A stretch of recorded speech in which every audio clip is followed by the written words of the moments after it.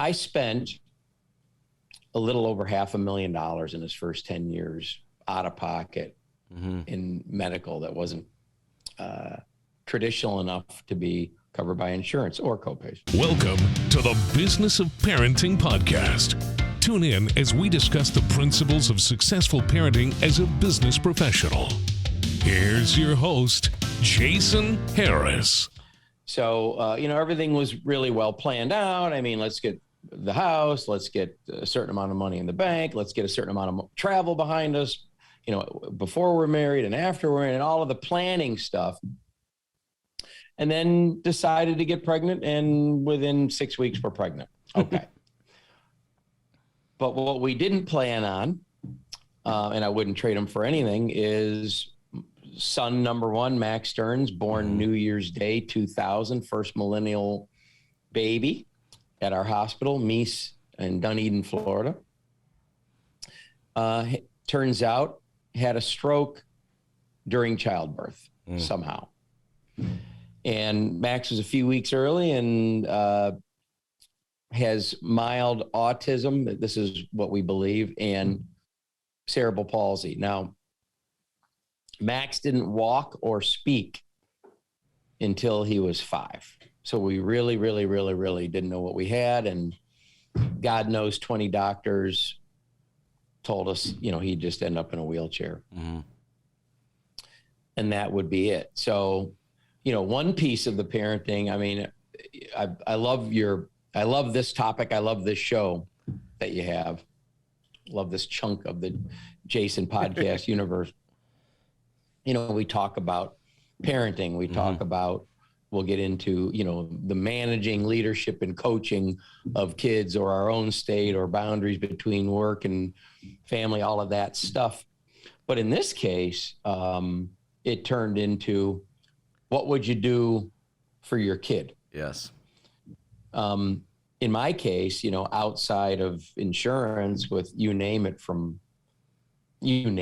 every holistic, from food allergy to hyperbaric chamber to immunologist in Hawaii to a special TheraSuit with elastics all over it so Max could feel his body in space, that I almost sent my wife to Poland with him, and turned out someone here was doing that technology. I mean, because what would you do? Yes. I spent a little over $500,000 in his first 10 years out of pocket in medical that wasn't traditional enough to be covered by insurance or copays. That sort of stuff. And by the way, before I come across as a martyr or anything like that, I mean, my whole position every year, because I was spending enough on medical to write it off on taxes, and I made good money. And you have to get past a certain number to write it off. So I made a lot of money and still spent a lot. I spent, looking at the first 10, 11 years, but I think my lightest year was about 18 grand in medical. My heaviest year was about 55,000 US dollars, not your dollar. So real money, not on medical. And I never had an awareness of it.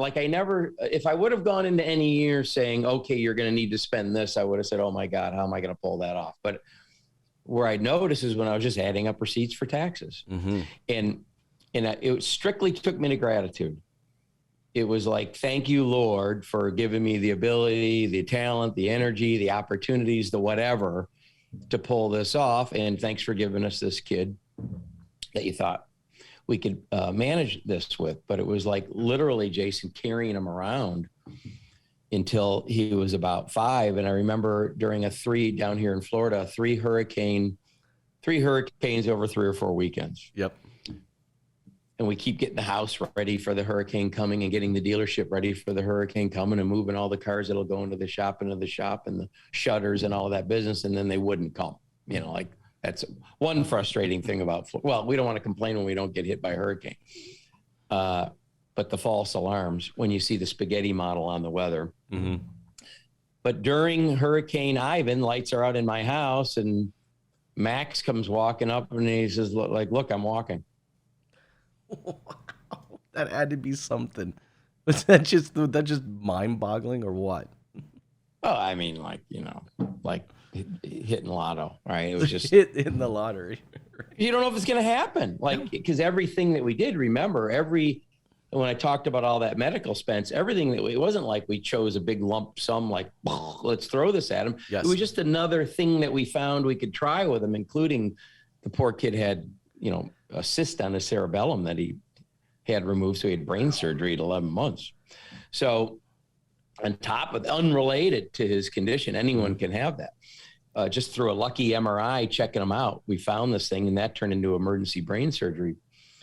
But everything that we did, we kept saying to ourselves, is this going to be the thing where he's going to walk, or he's going to say something, or we were doing sign language with him. We got into signing because he couldn't speak, and he had a talking board. I want, lemonade. I want to go outside. He'd push the buttons on there so we can communicate, but we just thought that was our life with him. And everything that we did, we were looking for the magic. Of course. Thanks for tuning in to the Business of Parenting podcast with your host, Jason Harris. Don't want to miss new content? Be sure to check out the full podcast library at strategywithjason.com to stay in the know. Remember to like, comment, and subscribe. Happy podcasting.